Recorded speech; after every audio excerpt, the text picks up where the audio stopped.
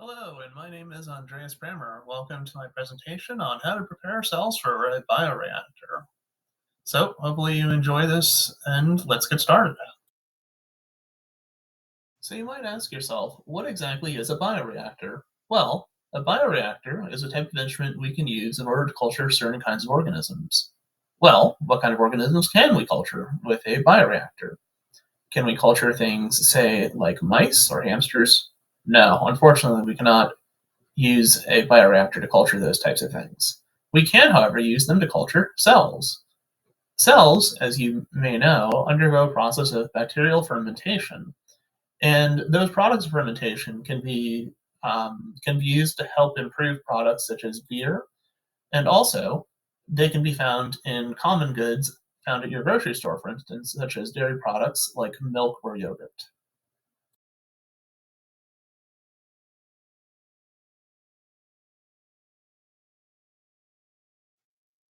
Okay, so to explain what's going on here, we always start on ice, and the reason for that is because biological material is very sensitive to heat, and changes in temperature can destroy some of the materials we're working with. So, as you just saw, what we did is we pipetted some of the plasmid we have, which is labeled blue, into our cells. And now we're walking over to a hot bath that's been preheated at 42 degrees C. And we're going to place our tube now that contains our plasmid in our cells into that hot bath at 42°C. And the reason for that is that hot bath, that change in temperature, is going to open up the cell wall a little bit, and it's going to make it easier for the plasma to enter into the cells.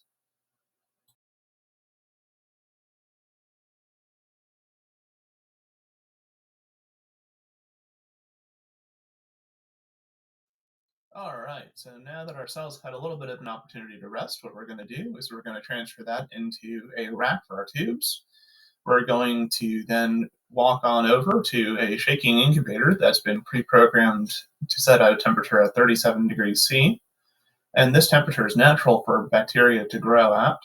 So we're going to set it down, making sure that we have the sample ready in hand, making sure also that nothing spills over when we're dealing with this. We do not want to lose any of the sample. It's very valuable. And we're going to place it in. Once it's securely in and the lid is placed back on, we're going to push that button and have it run for an hour at 37°C.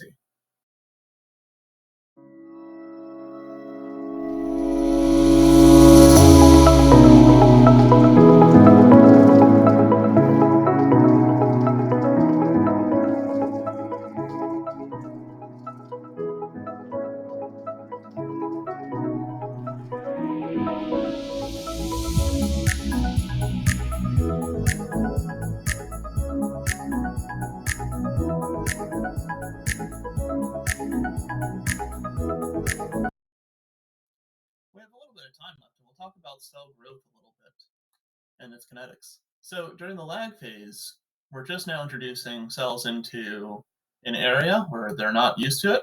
So they're not going to grow very easily. But during the log phase, the cells start to get used to the area and they will grow exponentially. During the stationary phase, you can't have continuous cell growth forever. So you're going to have cells that are thriving and now cells that are dying. And the last phase, the death phase, is now you actually have more cells dying than you do cells living. And this is a phase of cell life that we do not want to see happen. Okay, we're at the home stretch. So what we've done is you can see there's a change in color. This is because we've diluted our sample. And now what we're going to do is we're going to take an aliquot of that sample, being very cautious to make sure we don't spill it on ourselves or anywhere else. And now what we're going to do is we're going to put it back on the rack. We're going to find our plate. And we're going to be cautious because the tip of that pipette can actually puncture this LB agar plate. And our LB agar plate contains, in this particular case, kanamycin, which is a selectable marker that only will allow cells that have the plasmid we transfer to it to grow. We're now going to pull out one of these spreading sticks, and we're going to be very cautious to make sure that we don't force anything and that we spread this substrate as uniformly as possible to make sure that when the cells grow, they grow evenly on the plate and on the plate that has the substrate on it. So now, once that's done, we flip it upside down. We're going to walk over to this incubator that's at 37C, and we're going to put the plates in upside down, make sure it's all secure, and we're going to close the door, and we're going to let the cells grow. And this is the final step of how to prepare cells for a bioreactor. Hi guys, thank you very much for watching the video. I hope you had as much fun watching it as I did making it. If you guys learned something new or have questions about this video, please let me know in the comments. Hopefully you guys have a great day, and thanks for watching once again. Take care, and bye.